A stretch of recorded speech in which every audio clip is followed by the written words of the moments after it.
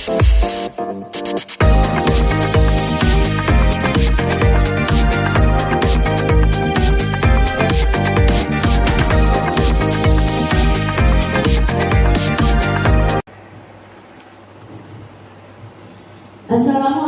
warahmatullahi wabarakatuh.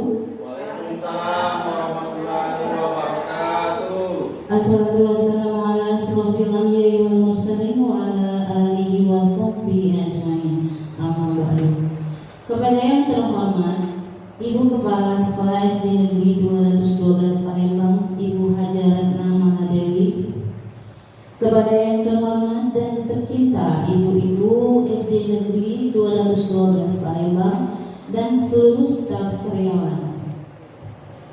Hari ini izinkan saya sebagai pembawa acara untuk penampilan aksi nyata dari diseminasi berbagi praktik baik budaya positif oleh Ibu Arieska Indah Dwi Kusumawati SPD SDGR yang sedang melakukan praktik aksi nyata dari modul 1.4 yang berjudul budaya positif.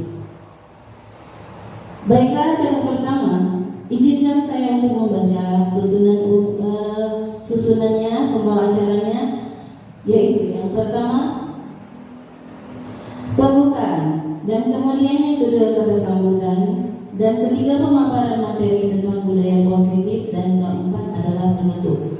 Baiklah ibu guru sekalian, marilah kita bersama-sama membuka acara kita hari ini dengan ucapan basmalah. Bismillahirrahmanirrahim. Untuk acara selanjutnya yang kedua yaitu pembukaan yang akan disampaikan oleh kata sambutan yang akan disampaikan oleh Ibu Kepala Sekolah Ibu Haji Ratna Maladewi. Kepada Ibu Haji kami persilakan.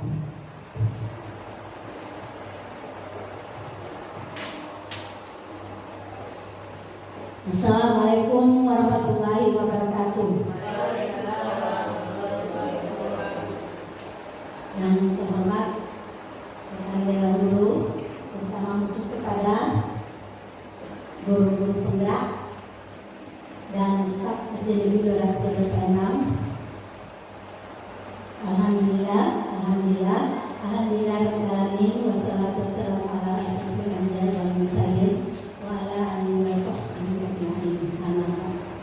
Puji syukur kepada Allah Subhanahu wa taala yang mana pada pagi hari ini dan siang ini kita diberinya nikmat dan kesehatan dan dapat berkumpul di ruangan SD Negeri 212 Palembang dalam rangka akan menyaksikan guru penggerak Merdeka Belajar 212 dimensi berbagi praktik baik budaya positif SD Negeri 212 Palembang dan Agus Mantapati yang akan dipresentasikan oleh Ibu Arieska Dwi Indah Kusumawati SPD SDGR.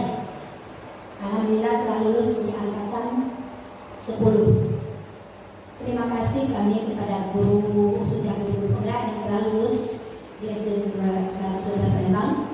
Harapan kami bekerja supaya mendapatkan hasil yang memuaskan, dan untuk guru-guru yang lain kami harapkan juga capailah cita-cita sampai sukses. Nah, terima kasih juga kami diberi kesempatan untuk hadir menyaksikan acara ini. Itulah saja kiranya harapan Ibu. Alhamdulillah ya. Dan kami ucapkan terima kasih dan akhiri dengan wabillahi taufiq wal hidayah. Wassalamualaikum warahmatullahi wabarakatuh.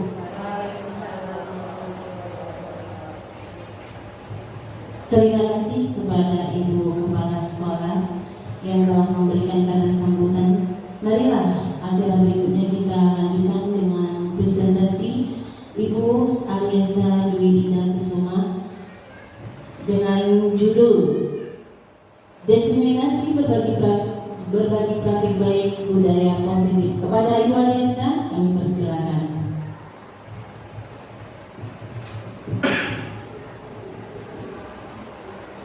Assalamualaikum warahmatullahi wabarakatuh. Waalaikumsalam warahmatullahi wabarakatuh.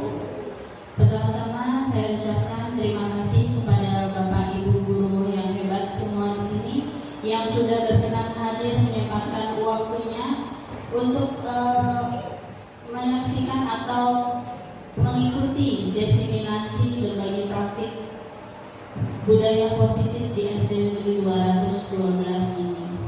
Yang mana diseminasi ini adalah salah satu langkah saya syarat sebagai guru penggerak, calon guru penggerak untuk melengkapi modul 1.4. Sebelum saya mulai, saya mau berpantun dulu.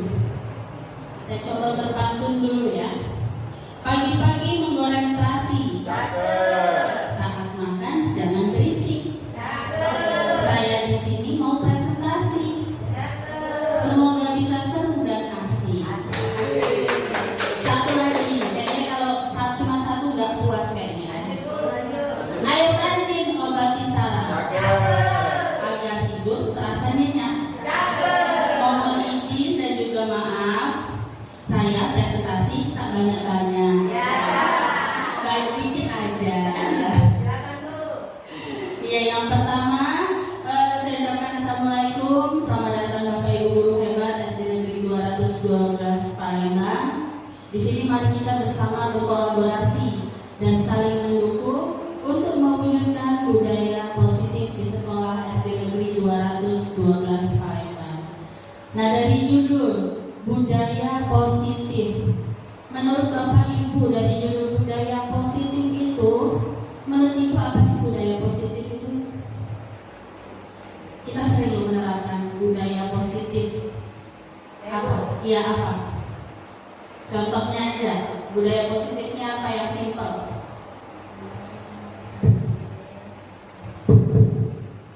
Kalau yang sudah kita terapkan yaitu berdoa sebelum dan sesudah belajar. Berdoa sebelum dan sesudah belajar berarti beriman dan bertakwa ya maksudnya ya.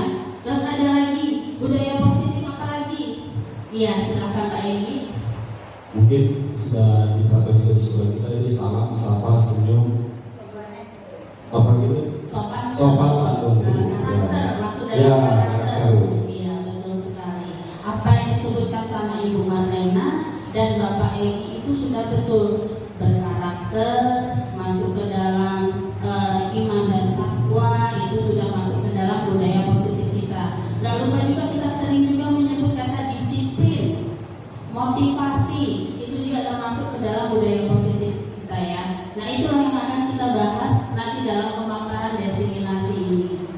Nah, di sini saya sebagai narasumber, nama saya Ariesa Dwinda Kusumawati, SPD SDGR.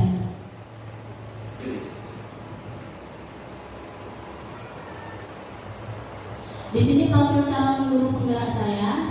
Tadi nama saya Ariesa Dwinda Kusumawati, SPD SDGR. Saya lahir di Kota Metro 5 Februari 1986. Saat ini saya beralamat di Komplek Mutiara Sehati, Blok 7, nomor 8, Tangga Takat, SU2, Kota Palembang.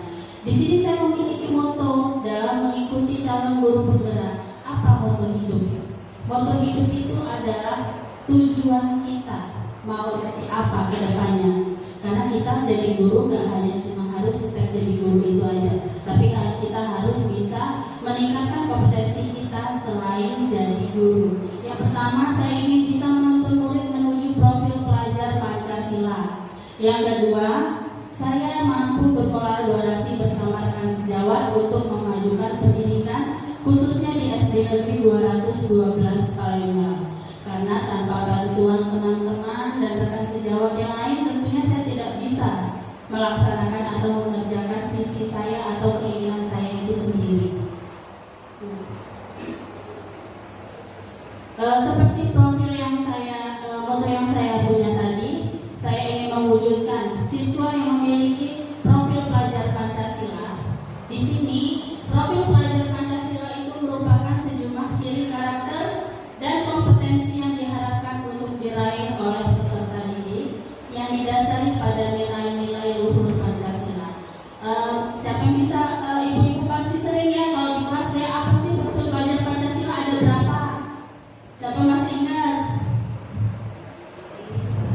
Yang pertama, pakai lagu kita ya. Belajar Pancasila, beriman dan bertakwa pada Tuhan Yang Esa, dan berakhlak mulia, berkebinekaan global, gotong royong mandiri, kreatif dan bernalar kritis. Ada berapa? Ada 6. Itulah tadi yang akan kita wujudkan ke dalam anak-anak kita, anak-anak murid impian masa depan kita yang memiliki 6 karakter profil pelajar Pancasila. Kalau kita melaksanakannya bersama-sama, insya Allah semua itu akan terasa mudah. Karena tugas kita yaitu membimbing mereka, nggak cuma hanya mengajari sebatas ilmu pengetahuan, tapi juga membimbing secara karakter, emosional, dan kepribadian mereka juga. Next.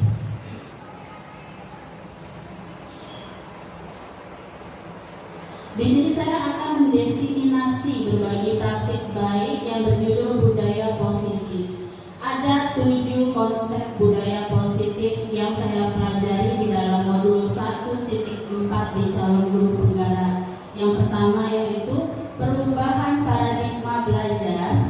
Yang kedua, disiplin positif dan nilai kebajikan universal. Yang ketiga, motivasi perilaku manusia. Yang keempat, keyakinan kelas. Yang kelima, kebutuhan dasar manusia. Keenam, posisi kontrol restitusi. Dan ketujuh, segitiga restitusi.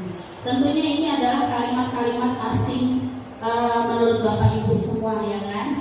Nah, di sini saya coba untuk berbagi, memberikan sedikit praktik baik, sedikit ilmu saya kepada Bapak Ibu, apa yang sudah saya pelajari di modul 1.4 ini. Saya mulai dari perubahan paradigma belajar. Tentunya kita masih ingat dengan Bapak Pendidikan kita, Ki Hajar Dewantara. Perubahan menurut Bapak Pendidikan kita, Ki Hajar Dewantara, adalah menuntun segala kodrat yang ada pada anak agar mereka mencapai keselamatan dan kebahagiaan yang setinggi-tingginya, baik sebagai manusia maupun sebagai anggota masyarakat. Inilah tuturan dari Bapak Pendidikan kita, Ki Hajar Dewantara. Jadi dalam upaya mendidik anak atau peserta didik, Ki Hajar Dewantara itu berpendapat bahwa pendidikan itu harus berpegang teguh pada kodrat alam dan kodrat zaman. Kodrat alam yang dimaksud itu adalah apa? Yaitu kekuatan, potensi, keadaan diri secara alamiah atau idiosinkratik yang melekat pada diri masing-masing individu. Lalu kodrat zaman, yaitu kekuatan, potensi atau keadaan diri yang berubah secara dinamis sesuai dengan kondisi sosial, budaya masyarakat atau perkembangan zaman. Jadi kita sebagai guru itu tentunya kalau mengajar, kalau sekarang saya kalau mengajar kita ngikuti zaman nggak? Iya pastinya ya. Kita mengikuti zaman karena kita memiliki metode yang baru, model pembelajaran yang baru, yang tidak membosankan. Itu sudah mengikuti kodrat zaman dengan memasukkan IT di dalam pembelajaran, berinovasi dengan menggunakan berbagai media ajar yang berkreatif ya pastinya. Nah itu kita sudah masuk ke kodrat zaman. Lalu kodrat alam. Kodrat alam itu adalah potensi yang dimiliki anak. Anak-anak memiliki potensinya masing-masing. Jadi kita kalau mengajar itu lebih ke berfokus kepada guru, berpihak kepada guru atau berpihak kepada anak. Jadi Bapak Ibu berpihak kepada anak. Kita harus mengikuti apa kemauan anak. Anak itu mau mudahnya belajar itu bagaimana. Jadi kita ngikuti ke anak sekarang ya. Jadi bukan kayak dulu lagi anak mendengarkan kita di depan ngomong capek, tapi sekarang anak yang lebih diajarkan lebih kritis, lebih kreatif lagi ya cara berpikirnya. Nah itu namanya pendidikan berdiferensi. Nah seperti halnya kita menanam padi, kita ibaratkan sekolahan ini adalah sawah, kita gurunya itu adalah petaninya. Tentunya kalau kita ingin padi yang baik, padi yang bagus, panen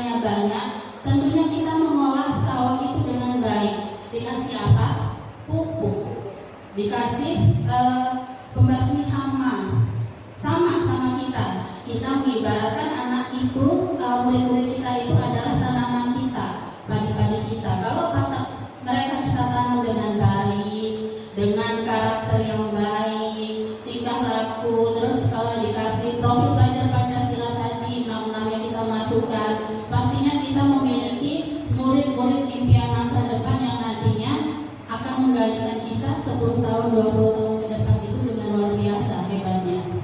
Itulah harapan kita ke depannya.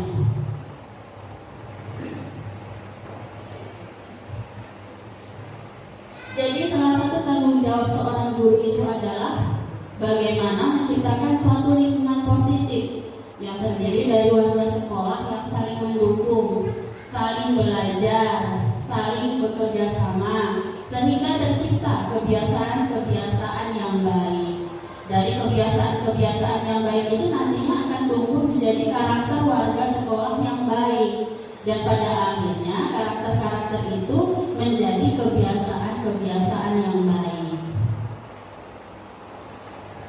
Lalu yang kedua, disiplin positif dan nilai kebajikan universal. Nah, di sini saya punya game, cobalah buka namanya.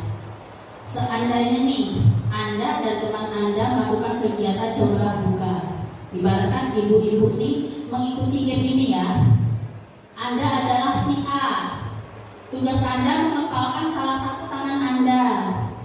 Coba Anda bayangkan bahwa Anda menyimpan sesuatu yang sangat berharga di dalam kepalan tangan Anda. Anda perlu menjaga benda tersebut sekuat tenaga Anda, karena begitu pentingnya untuk kehidupan Anda benda itu. Nah, tugas B rekan Anda, dengan segala cara membuka kepalan tangan Anda, dengan cara membujuk, menghardik, mengintimidasi, memarahi, menggoda, mengkritik, dan menawari uang agar Anda bersedia membuka kepala tangan Anda. Yang jadi pertanyaan, seandainya Anda atau ibu-ibu bapak jadi si A, sikapnya seperti apa? Mempertahankan. Menurut Ibu Umi mempertahankan, ada lagi? Alasannya apa Bu Umi mau mempertahankan? Kalau dalam coba buka ini, kalau seandainya saya adalah si A, karena di sini saya menyimpan sesuatu yang berharga, maka dalam bentuk apapun sesuatu yang berharga itu, maka saya akan mencoba mempertahankan, meskipun ada rekan B yang itu akan mencoba dengan segala cara juga untuk merebut apa yang saya miliki. Jadi kalau saya sebagai A, saya akan mempertahankan itu.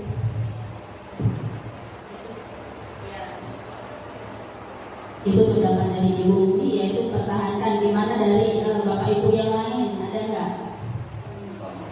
Sama, mempertahankan. Karena itu berharga. Nah, kalau misalnya jadi B, si A udah mempertahankan nih. Kalau jadi B gimana? Apakah dia harus memaksa? Dia sudah nggak usah, kasihan, atau gimana? Atau pasrah? Biasanya kan ada nih orang yang ngeyel nih ya, atau terpaksa. Biasanya kayak gitu kan. Kira-kira menurut Bapak Ibu bagus yang mana? Jadi si B. Kalau jadi B itu tergantung keadaannya. Kan begini. Iya, itu hak saya. Maksudnya gini, yang mau direbut itu hak dan haknya si B atau kebersamaan atau sesuatu yang kita miliki bersama. Misal perangkat ajar yang dimiliki oleh Bu Ana. Nah itu misalnya menurut Bu Ana itu berharga.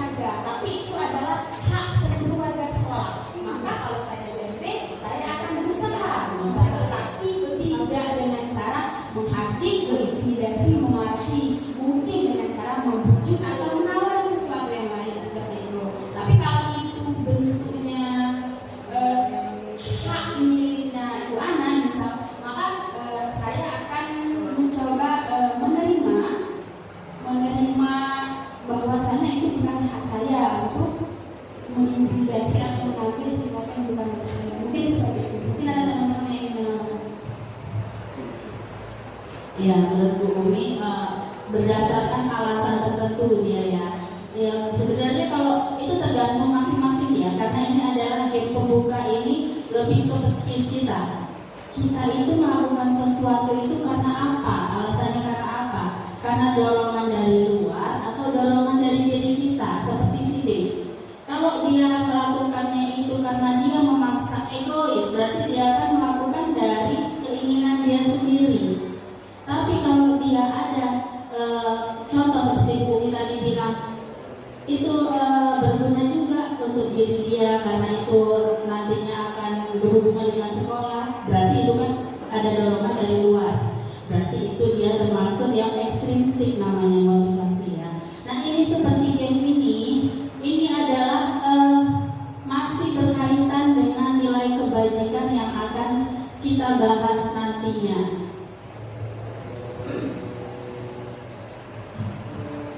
Yang pertama yaitu makna disiplin. Pastinya kita sering banget mendengar kata disiplin.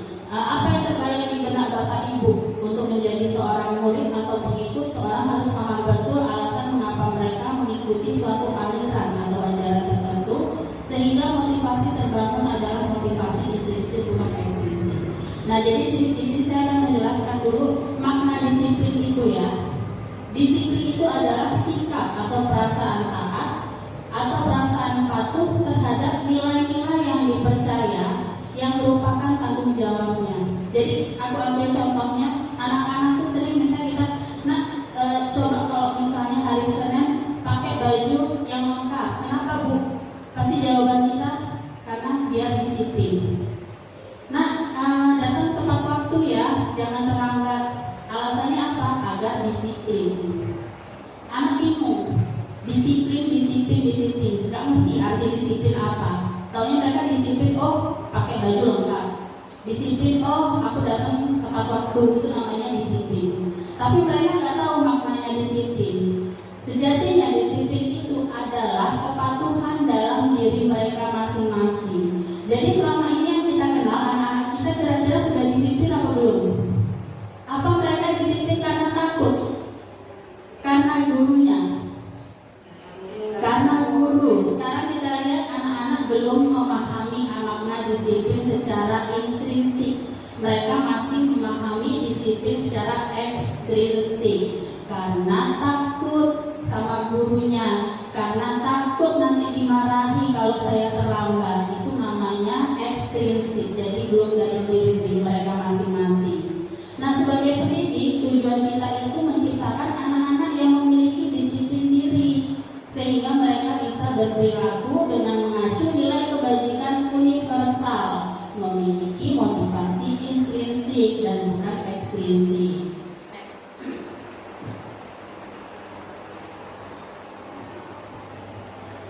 Yang ketiga, motivasi perilaku manusia. Di sini motivasi perilaku manusia ini Bu ini yang menciptakan ya, namanya Dian Rosen. Dalam bukunya Restructuring School Discipline menyatakan ada 3 motivasi perilaku manusia. Yang pertama, untuk menghindari ketidaknyamanan atau hukuman. Itu tadi yang disebut dengan motivasi eksternal ya. Untuk mendapatkan imbalan atau penghargaan dari orang lain, motivasi eksternal juga. Nah, yang ketiga, untuk menjadi orang yang mereka inginkan dan menghargai diri sendiri dengan nilai-nilai yang mereka percaya. Ini baru motivasi intrinsik. Yang nomor 1 biasanya ini cuma murid ya, guru juga biasanya sering melakukan ini untuk menghindari ketidaknyamanan atau hukuman. Seperti kita punya jadwal ngajar 6.45, kita sering banget terlambat. Nah, kita datang nih, guru-guru datang pagi, kita on time. Itu termasuk motivasi intrinsik nggak di dalam diri kita? Atau kita takut nih, karena nanti takut nih dimarah sama Bu Mala? Kebanyakan yang mana? Kebanyakan yang takut, masih ketidaknyamanan. Jadi disiplin kita masih motivasi eksternal berarti ya. Untuk mendapatkan imbalan penghargaan dari orang lain. Ini apa? Biasanya yang cari muka ya. Nah, motivasi bahasa kerennya mencari muka. Nah, itu motivasi eksternal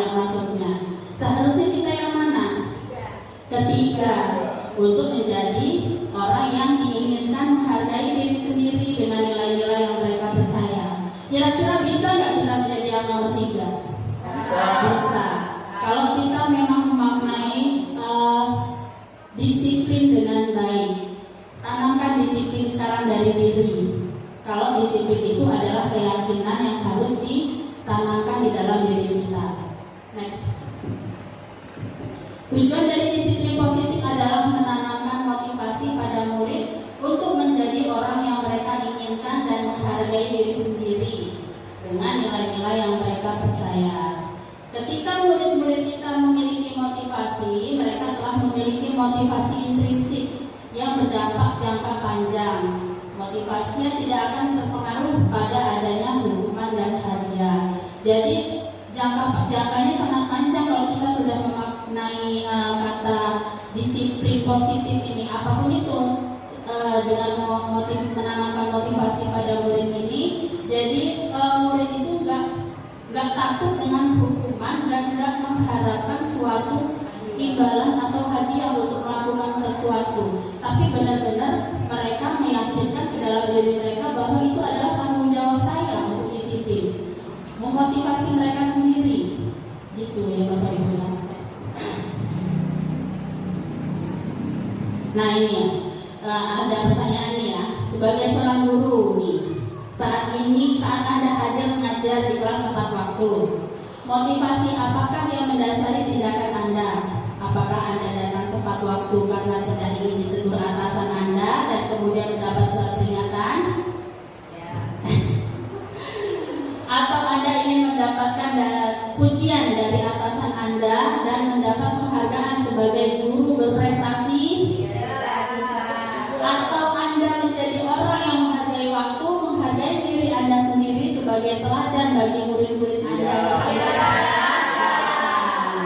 Nilai-nilai diri manakah motivasi yang paling kuat mendasari tindakan Anda? Yang nomor 3 pastinya. Gak mungkin kan kita di 212 kita ingin mendapatkan suatu pujian, takut akan teguran. Pastinya ke depannya guru-guru SD Negeri 212 itu memiliki motivasi yang kuat untuk mendasari tindakannya, yaitu dengan mempercayai menghargai diri sendiri sebagai teladan bagi murid-murid. Amin. Nah, bila ada suatu pelanggaran atau peraturan tertentu, pasti akan ada sesuatu yang harus terjadi. Ini kata-kata ini sering sekali, tapi yang ketiga sepertinya masih belum familiar di Bapak Ibu ya. Yang pertama hukuman, kedua konsekuensi, dan ketiga restitusi. Kalau hukuman itu yaitu tidak terencana, tiba-tiba. Hukuman itu bersifat satu arah. Hukuman yang diberikan bisa berupa fisik maupun psikis. Murid disakiti oleh suatu perbuatan atau kata-kata.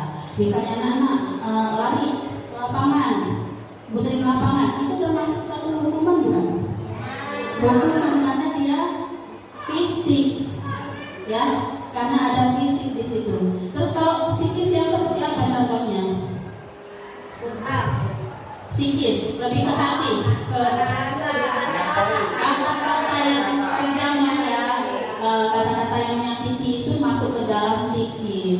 Kita tidak boleh ini ya, kita harus menghilangkan hukuman kepada murid.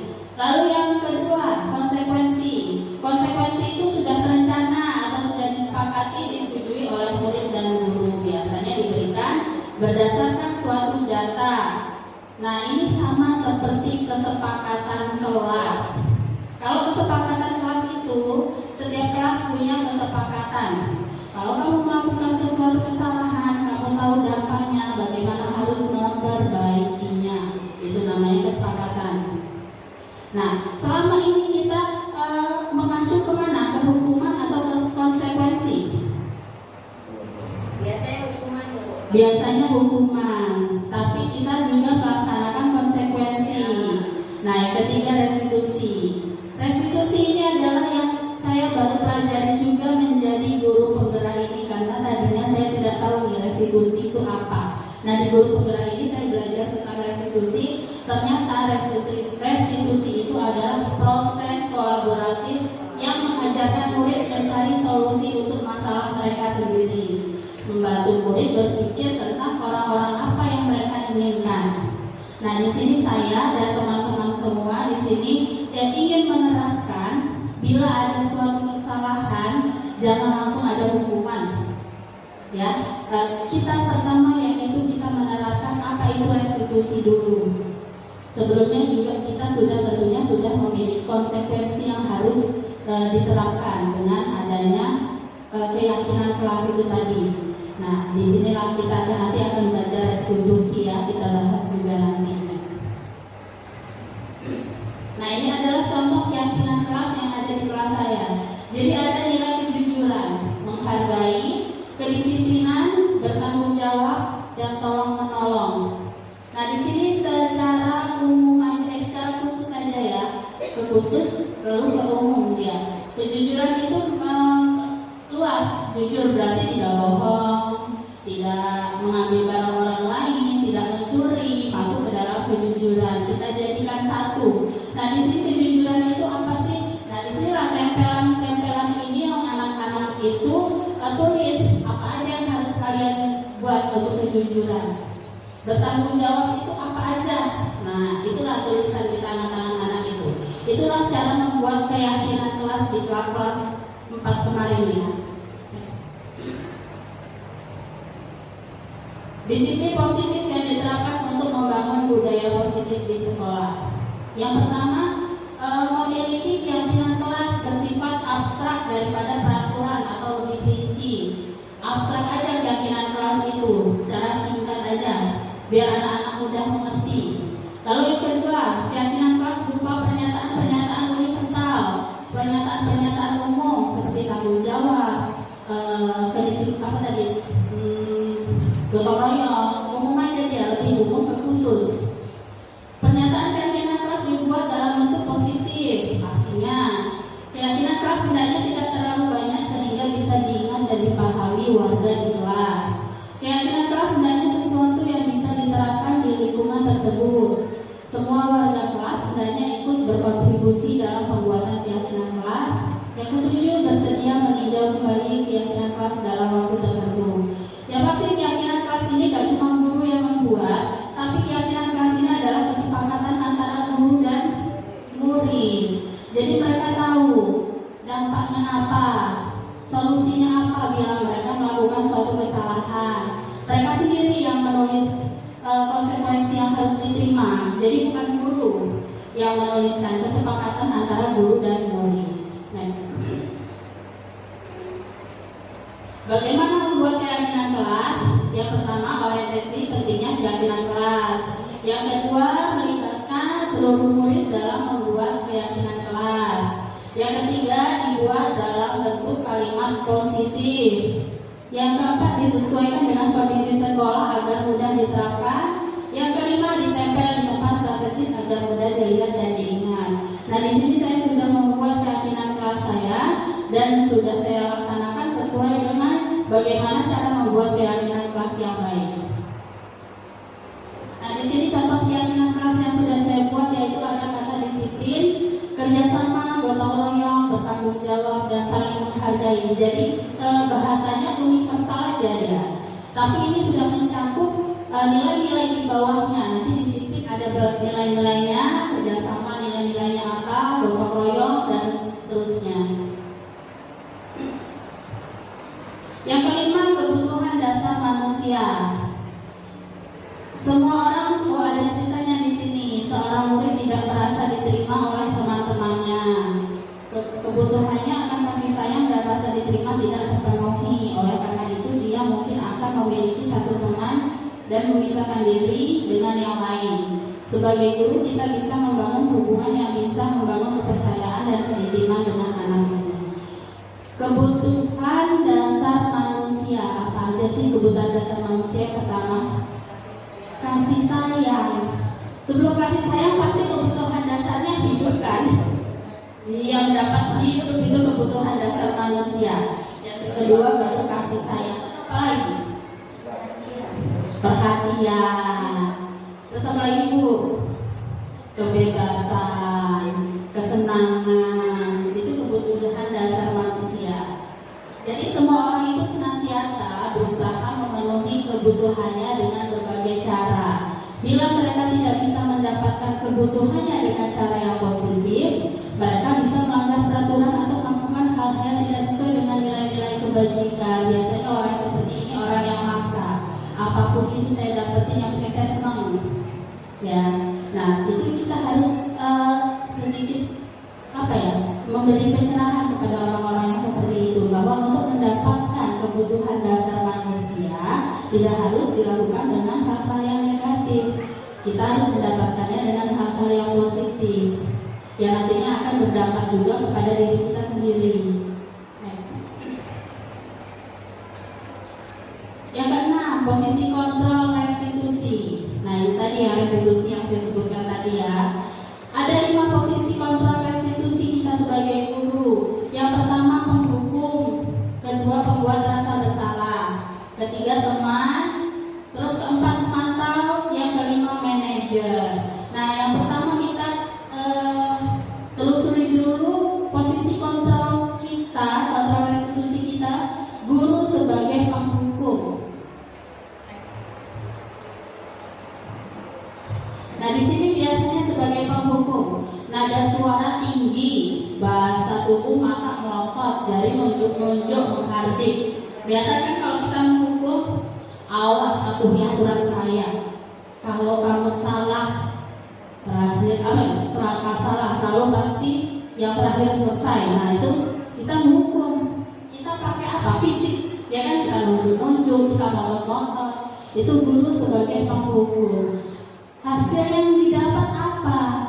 Muridnya jadi suka marah juga, terus dia mendendam, dia lebih agresif. Nah, itu kalau peran guru sebagai penghukum. Lalu kalau guru sebagai pembuat rasa bersalah, guru bersuara lembut, pembuat rasa bersalah akan menggunakan keheningan, membuat orang itu merasa tidak nyaman, bersalah atau rendah diri. Nada suaranya biasanya memelas, halus, sedih, bahasa tubuh merapat pada anak lesu. Misalnya, nah kamu sih buat dia nangis, kan jadi nangis anaknya. Jangan kayak gitu lagi ya, kasihan tuh. Ya kan kayak gitu biasanya kan. Hasilnya apa yang didapat? Murid akan merasa bersalah, mengecewakan ibu bapak gurunya.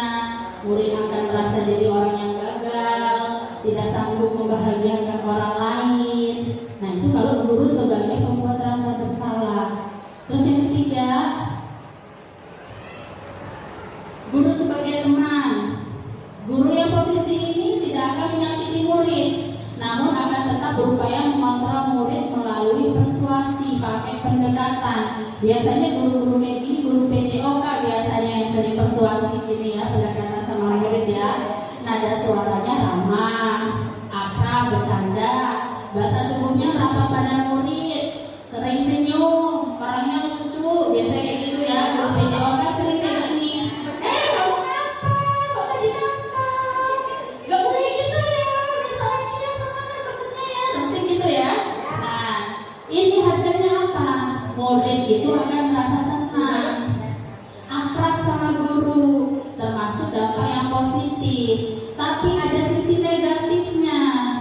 Wah, ada sisi negatifnya Bu, Pak. Muridnya itu tergantung pada guru. Dia itu kalau ada masalah nggak bisa mengerjakan sendiri, dia mengandalkan guru untuk terus membantunya. Itu sisi negatifnya. Ada sisi positif dan negatifnya. Yang keempat, guru sebagai pemantau. Nah, guru pada posisi pemantau ini berarti mengawasi.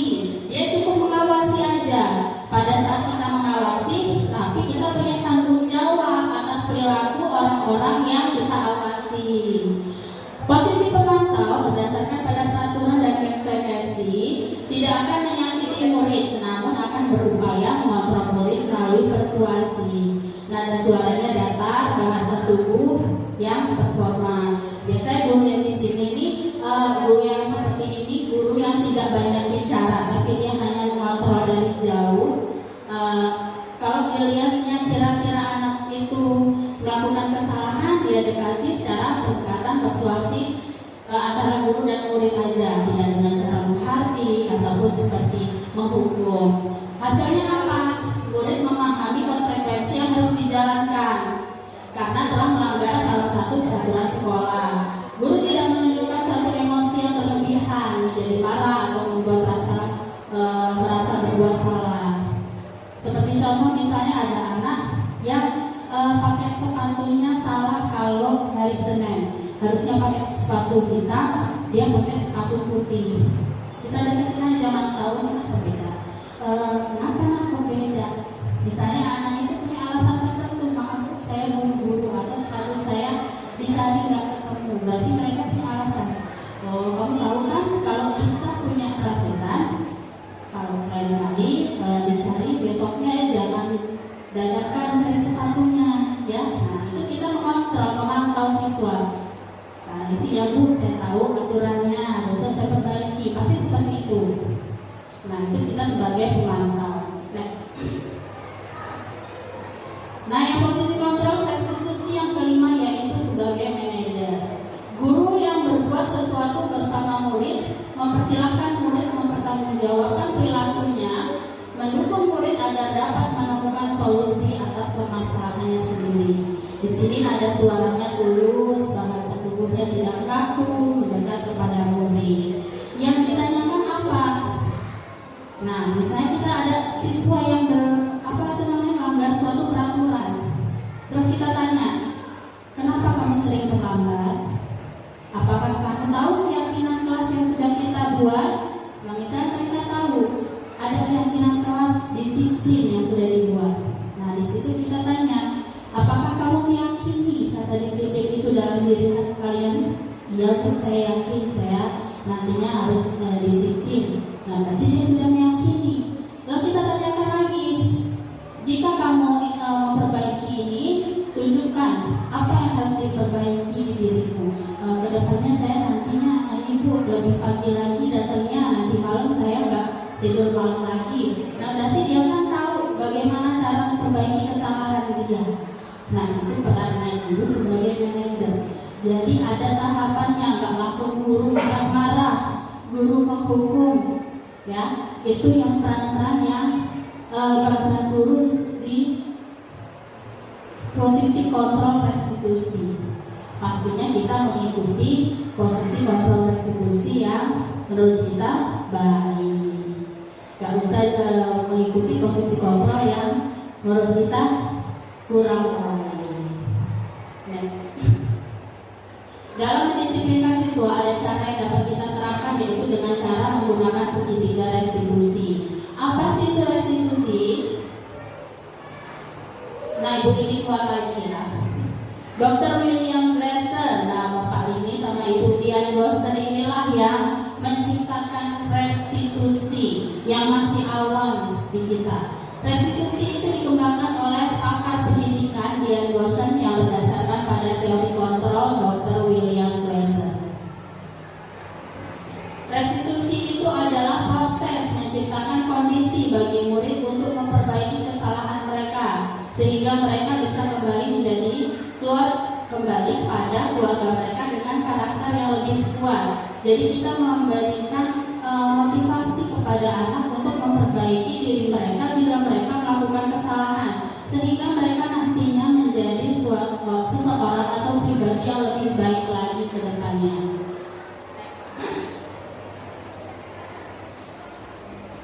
Segitiga restitusi adalah suatu proses dialog yang dijalankan oleh guru atau orang tua agar dapat menghasilkan murid yang mandiri dan bertanggung jawab.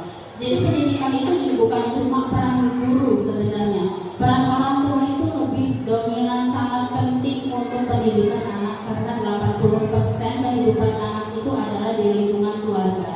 Jadi guru dan orang tua itu harusnya lebih banyak bekerja sama untuk bagaimana menciptakan karakter murid yang baik.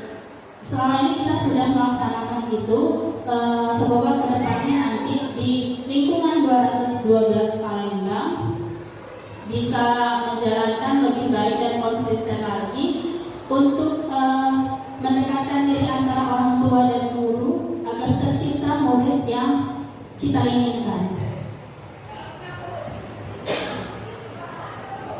Restitusi ini membantu murid menjadi lebih memiliki tujuan. Mereka memiliki disiplin positif, dan memulihkan dirinya setelah berbuat salah. Jadi restitusi ini bukan untuk menebus kesalahan, namun mereka belajar dari kesalahan.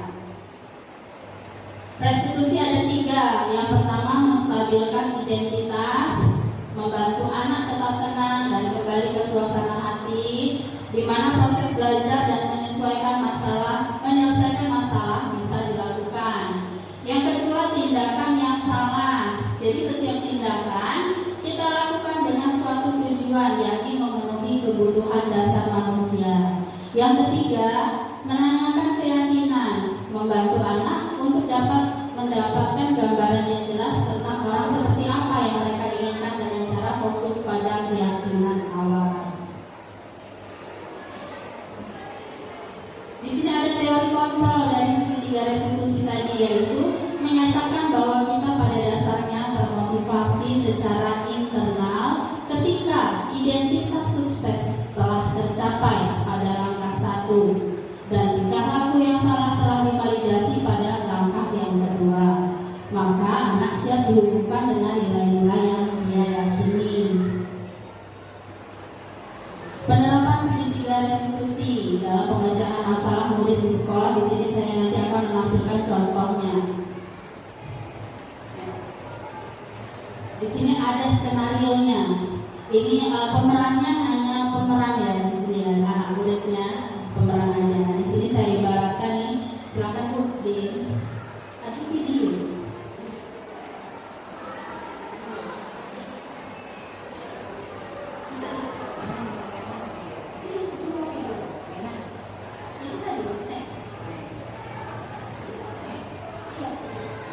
Saat pelaksanaan ulangan harian, kita berusaha untuk melihat jawaban temannya atau mencontek.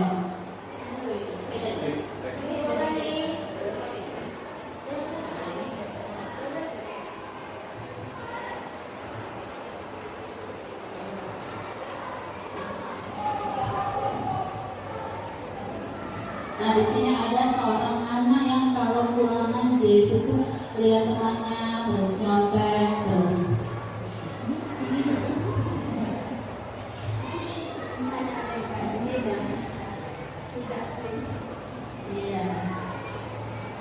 Dia tidak konsentrasi karena dia selalu melihat ke samping, ke belakang.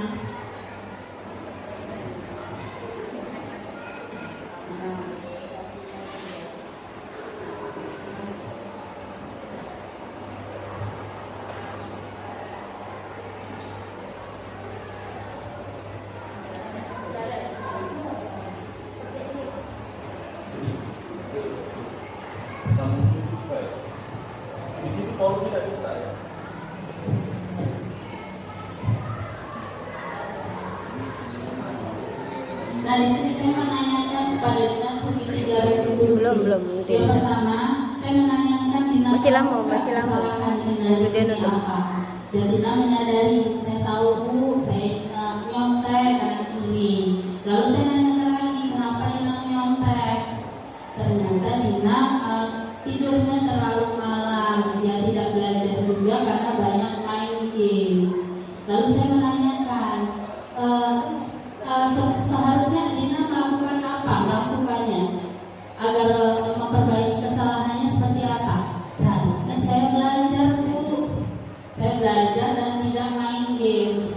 Nah, disitulah saya menerapkan segitiga restitusi. Jadi Dina sudah menyadari kesalahan Dina sebagai murid, lalu Dina sudah tahu bagaimana cara menyelesaikan masalah dia itu. Nah, disitulah karena di sini kita terkendala dari suara ya, jadi saya jelaskan aja seperti inilah penerapan segitiga restitusi yang sudah saya laksanakan di kelas saya.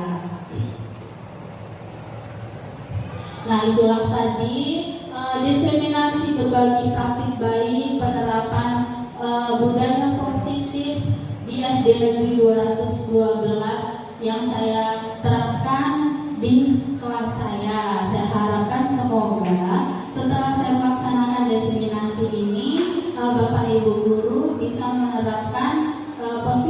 budaya positif di kelas Bapak Ibu masing-masing. Terima kasih. Saya ada pantun lagi.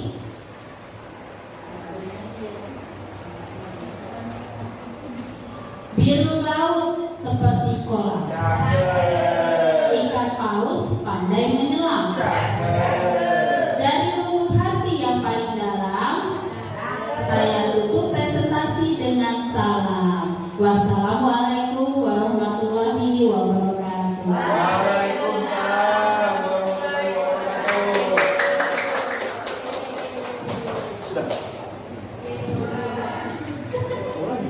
Baiklah Bapak Ibu, masih ada waktu ya, sedikit lagi saya balas dulu pantun Ibu Alesta tadi. Ya. Ibu Haja pergi mengaji, pulang-pulang bawa bingkisan. Saya Ibu Alesta akhiri presentasi hari ini. Terima kasih, semoga berkesan. Terima kasih Bapak Ibu. Baiklah, demikianlah presentasi diseminasi budaya positif yang dibawakan oleh Ibu Alesta. Semoga isi dari presentasi dari Ibu Alesta yang telah dibicarakan tadi dapat menjadi masukan untuk Bapak Ibu dalam mengajar di dalam kelas ya. Untuk tambahan kita Bapak Ibu ya, terutama saya yang mendengarkan juga saya mendapatkan ilmu ya tadi ya, bagaimana cara menenangkan seorang anak, terus bagaimana cara mengatasi kasus-kasus anak itu yang sering terjadi di sekolah kita. Terus Ibu Bapak ya, demikianlah acara penutupan. Marilah kita bersama-sama tutup acara ini dengan pembacaan hamdalah. Alhamdulillahirabbil alamin.